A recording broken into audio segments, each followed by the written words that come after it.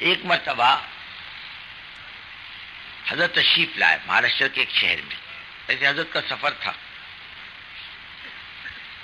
مہاراشٹر کا، گجرات کا، آندھرا کا ایک سفر تھا حضرت کا.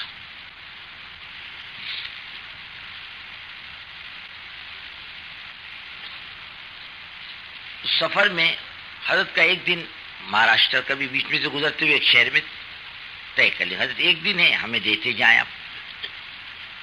وہاں عورتوں کی توبہ کا موقع رکھا کہ اچھا خاصا اجتماع عورتوں کا ہو جائے، اس میں حضرت تشریف لے جائیں.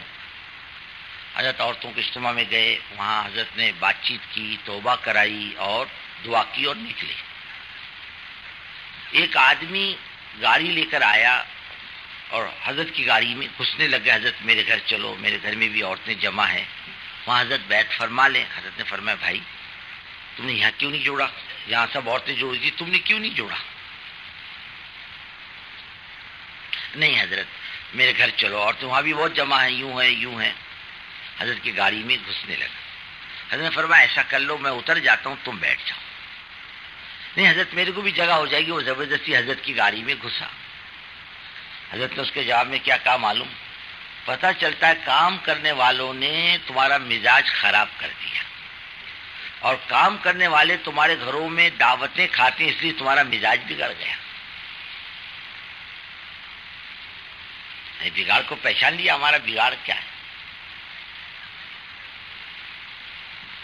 اگر یہ کام کرنے والا طبقہ صحیح ہے علاقوں میں، تو علاقوں میں کام بھی صحیح ہوگا، کام کا مزاج بھی صحیح ہوگا.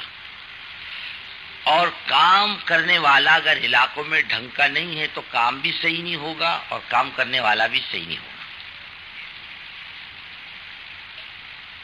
اور صحیح کیا ہے جو اپنے بڑے بتلاتے ہیں، اس میں اپنی مرضی کو، اپنے مزاج کو، اپنے تجربے کو کوئی دخل نہیں، اپنے علم کو کوئی دخل نہیں کہ میں جانکار ہوں، میں بھی پرانا ہوں، میں بھی شانہ ہوں، میں بھی اپنی ترتیب چلاؤں گا. فرمایا نہیں، اس کی گنجائش نہیں. نہ تمہاری مرضی کی گنجائش، نہ تمہاری چاہت کی گنجائش، نہ تمہارے تجربے کی گنجائش، بلکہ اپنے بڑے جو بتلا دیں اسی کے موافق کرنے میں خیر ہے. اور کام کا جو مزاج ہے اس کا اپنا رخ ہے، کوئی اپنے رخ پہ ڈالنا چاہے تو کام نہیں چلے گا، ٹھپ ہو جائے گا. اور اپنے بڑوں سے پوچھ پوچھ کے کرنا یہ اصل ہے. اپنے بڑے بتلا دیں ویسے کرنا. اللہ جس سے کام لیتا ہے کام کا مزاج بھی اسے سمجھاتا ہے، جس سے کام لیتا. اس زمانے میں اللہ تعالی ہمارے بڑوں سے کام لے رہے ہیں.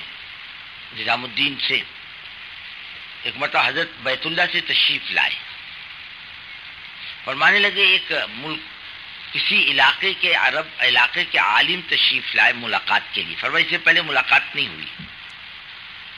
آئے پوچھتے پوچھتے آئے، ملاقات ہوئی، بیٹھے بات چیت ہوئی. کہ آپ کیسے تشریف لائے؟ کہنے کہ مجھے آپ کی خدمت میں اللہ کے رسول صلی اللہ علیہ وسلم نے بھیجا ہے، جاؤ ملاقات کر لو.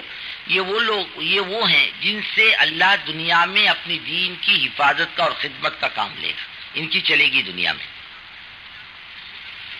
اس لیے حضرت میں آپ کو پہلے دیکھا نہیں، میں جانتا بھی نہیں. میں آپ سے ملاقات کے لیے حضور پاک صلی اللہ علیہ وسلم کے اشارے پر آیا ہوں، آپ سے ملاقات کے لیے. ان کی چلے گی اب دنیا میں،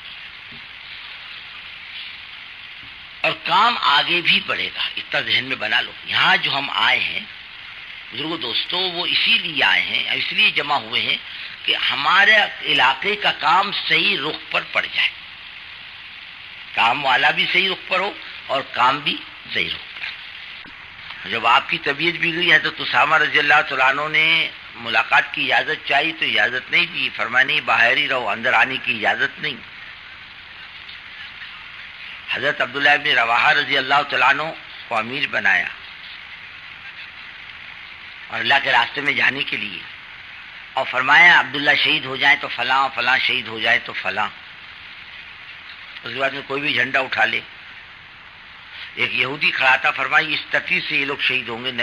نبی کی زبان سے جو بات نکلتی ہے اللہ اسے پورا کرتا ہے.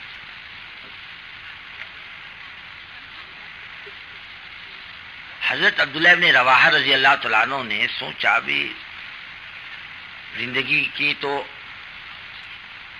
یہ آخری گنجائش ہے کہ آپ صلی اللہ علیہ وسلم کے پیچھے جمعہ کی نماز پڑھ لیں، پھر ابھی دوبارہ تو موقع نہیں ملے گا. قافلے کو روانہ کر دیا آگے، خود پیچھے ٹھہر گئے.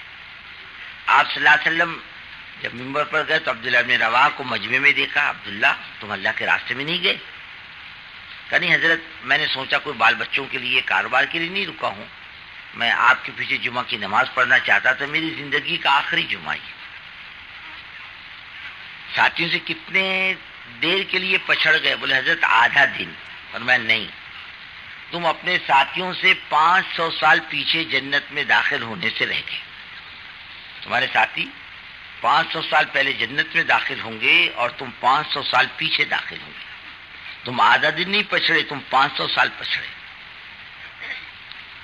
تبوک میں کوئی لڑائی نہیں، کوئی مقابلہ نہیں، لیکن کسوٹی بنا کسوٹی.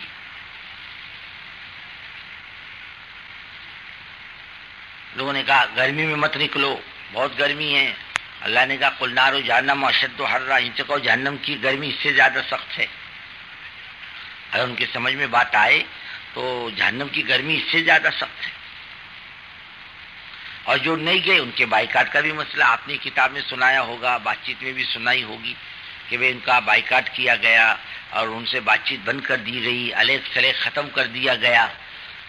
حالانکہ نہیں جانے والے نئے لوگ نہیں تھے، پرانے ہی لوگ تھے، لیکن تھوڑا سا جان بچانے سے بائیکاٹ کیا گیا. نہیں ان کو سلام مت کرو، ان کے پاس بیٹھو مت، ان سے بات چیت مت کرو. اللہ رب العزت کو اپنا دین بہت پسند ہے، ساری چیزوں سے زیادہ پسند ہے. اس لیے اللہ کی طرف سے جتنے وعدے ہیں وہ دین پر اور دین کی محنت پر. یعنی کیا ملے گا اس کا کوئی اندازہ نہیں کر سکتا اللہ کی طرف سے. اور پھر یہ بے دینی کے زمانے میں، جبکہ عام طریقے سے امت کے زندگیوں میں سے خدا کا دین نکل چکا ہوں عام طریقے سے، اور بے دینی ہر گھر میں داخل ہو چکی ہو. جیسے گرمی سردی ہر گھر میں داخل ہوتی ہے، ایسی بے دینی ہر گھر میں داخل ہو گئی اور دین مذاق بن چکا ہو. دین کی بات، دین کا کام مذاق بن چکا ہو. ایسے زمانے میں اللہ تعالیٰ کرنے پر کیا دیں گے کوئی اندازہ نہیں کر سکتا.